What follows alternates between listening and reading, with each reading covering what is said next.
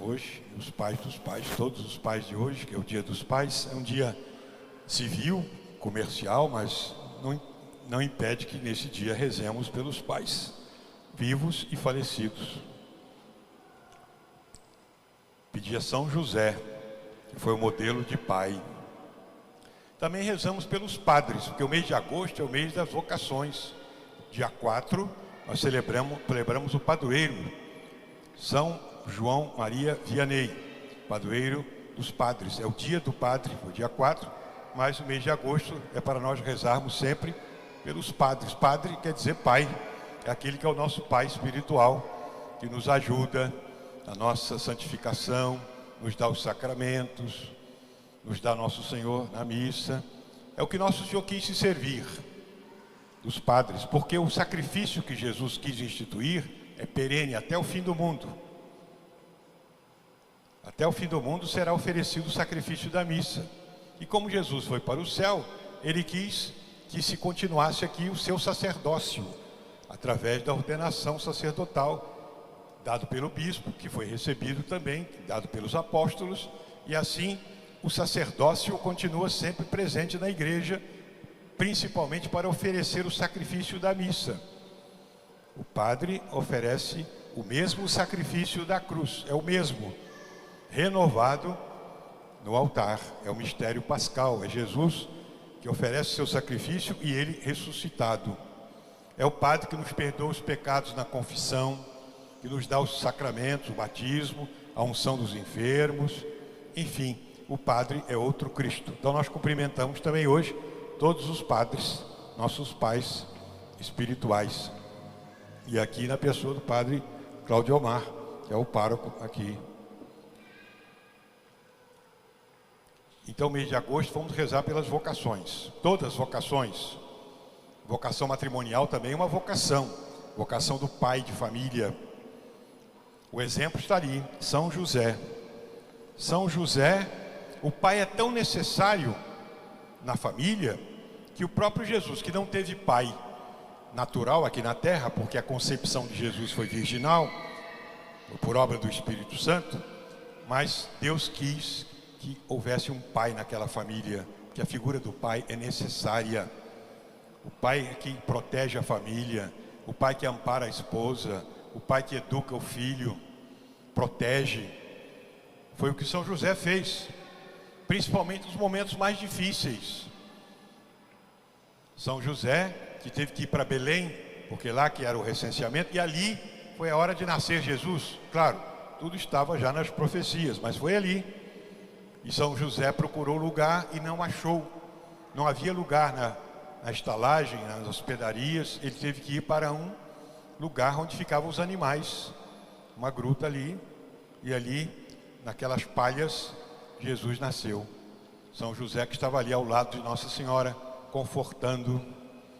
Depois veio a perseguição de Herodes, pelo aviso dos reis magos, queria matar o menino. Então, São José é que foi avisado pelo anjo para fugir para o Egito, que era longe, levando Nossa Senhora e o menino Jesus. Aquela difícil caminhada, mais de 200 quilômetros a pé pelo deserto, fugindo da perseguição. Quem se amparou foi São José, o pai presente, o pai zeloso.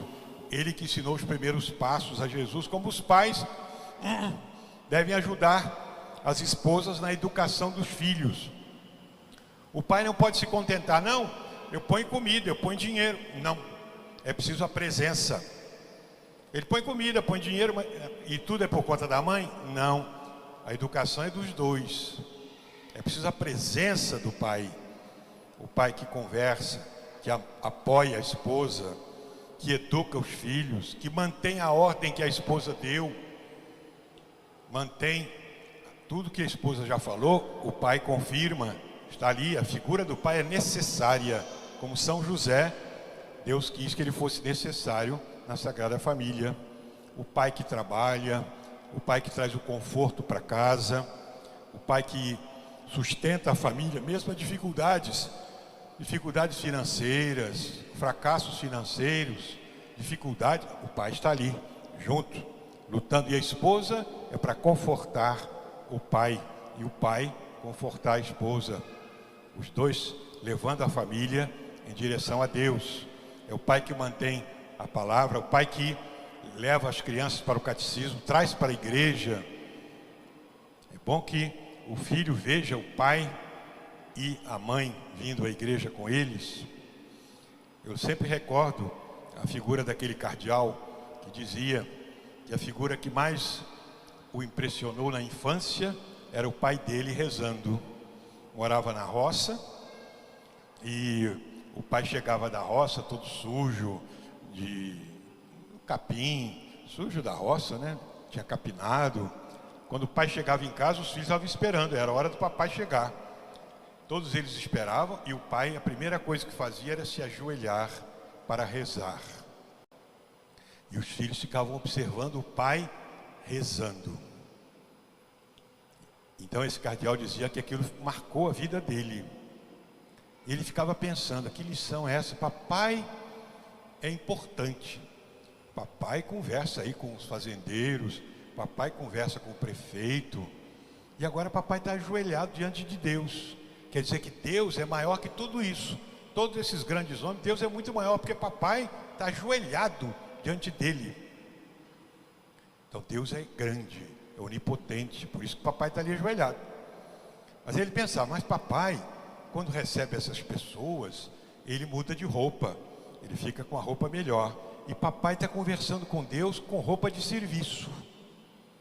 É sinal que Deus é gente nossa, Deus é gente da família, que a gente só conversa assim com roupa de serviço com gente de casa. Então as duas lições: Deus é onipotente, é imenso, e Deus é gente nossa, é nosso pai, é aqui. Eu posso falar com ele com roupa de serviço. Então aquilo ficou marcado na cabeça daquela criança, como deve ficar marcado na cabeça dos filhos de todos. É o pai, é a figura do pai que conduz para Deus. Por isso que Jesus ensinou a gente a chamar a Deus de Pai. No Antigo Testamento, a figura de Deus era uma coisa imensa. Eles temiam a Deus, porque Deus falava só no meio de raios e de trovões. Por isso que eles falavam com Moisés: olha, se for preciso, fala o Senhor, Moisés, a nós, não Deus.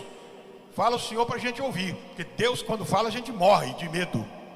Esse era o Deus do Antigo Testamento, que era necessário assim. No Novo Testamento, Jesus veio mostrar como é Deus. Eu e o Pai somos um. Ele mostrou como era Deus bondoso, que abraçava as crianças, recebia os pecadores, ninguém precisava ter medo dele, por isso que ele nasceu criancinha. E ele ensinou, olha, quando orardes, dizei assim: Pai nosso que estás nos céus. Então Jesus ensinou a chamar a Deus de Pai. Pai é aquele que está conosco, Pai é aquele que eu posso conversar toda hora. Por isso nós chamamos a Deus de Pai. É a oração mais bela que existe, foi a que Jesus ensinou, o Pai Nosso. Eu chamo a Deus de Pai. Eu chamo a Deus de Pai com confiança, Ele é meu Pai. Ao Pai o Filho pode pedir o que quiser, pode falar a hora que quiser, porque Ele é meu Pai. Aí todo o cumprimento que a gente tem da lei de Deus, porque é o Pai que nos protege, que nos guarda.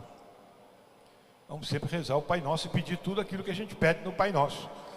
Então Deus, o Pai, é modelo para todos os pais aqui na terra. Então, meus irmãos, o evangelho de hoje foi aquele que Nosso Senhor curou o surdo mudo. Ele estava vindo do Líbano. Jesus também esteve no Líbano, né? Tiro e Sidom são cidades do Líbano hoje. Ele vinha de lá, passou para o território da Decápole, dá a volta ali, as 10 cidades, e chegou no lago de Genezaré. E ali é que levaram esse homem que era surdo e mudo. E Jesus vai curá-lo. O que é interessante, todo o ritual que Jesus usou para curar, podia ter dito, fica bom. Como ele falou para aquele cego, como falou para o leproso, né? O leproso falou, Nosso Senhor falou, que queres que eu te faça? Quero ficar limpo. Então fica limpo. Para o cego, Senhor, fazer que eu veja, fica vendo. Mas com esse aí não. Jesus fez um ritual através de sinais. Jesus tocou pegou um pouco de saliva, tocou nos ouvidos dele, na boca, e falou aquela palavra, afetá, quer dizer, abre-te. Tirou o homem do meio do povo, foi separado, e ali o homem começou a falar e escutar. Os sinais que a igreja usa muito são os sacramentos. Você vê que na igreja é tudo feito através de sinais. A genuflexão, quando eu faço genuflexão, eu me inclino, é o sinal de adoração. É um sinal externo, não é? A veneração na missa. Quantos sinais, não é? O padre volta para o povo, o padre faz o sinal da cruz, o padre levanta a hóstia, o padre se inclina, faz genuflexão. Todos são sinais que demonstram aquilo que deve estar no nosso interior. No batismo, mesma coisa. Todos os sacramentos são sinais, sinais sensíveis da graça invisível de Deus. No batismo, o padre faz a mesma coisa que Jesus fez, né? Toca com a saliva e diz, éfeta, a mesma palavra que Jesus diz, abre-te os sentidos da criança, coloca o sal, o símbolo da sabedoria, ter gosto e bom gosto pelas coisas de Deus, derrama água na cabeça da criança, é o sinal da lavagem interior do pecado original. Todos os sacramentos, na crisma, a unção, na confissão, eu contar os pecados, receber a absolvição, na Eucaristia, então mais ainda, os sinais sensíveis, na unção com óleo, na crisma, na unção dos enfermos, no matrimônio, a troca de alianças, são sinais da aliança que um faz com o outro. E assim, na igreja há muitos sinais. Por isso na igreja tem imagens, a imagem de Nosso Senhor, Nossa Senhora, as pinturas, as imagens, tudo isso é para acender na nossa alma com sentimentos, o amor de Deus, como Nosso Senhor fez ali, com os sinais para aquele homem. Abre-te, para abrir para as coisas de Deus. Vamos aprender isso na igreja.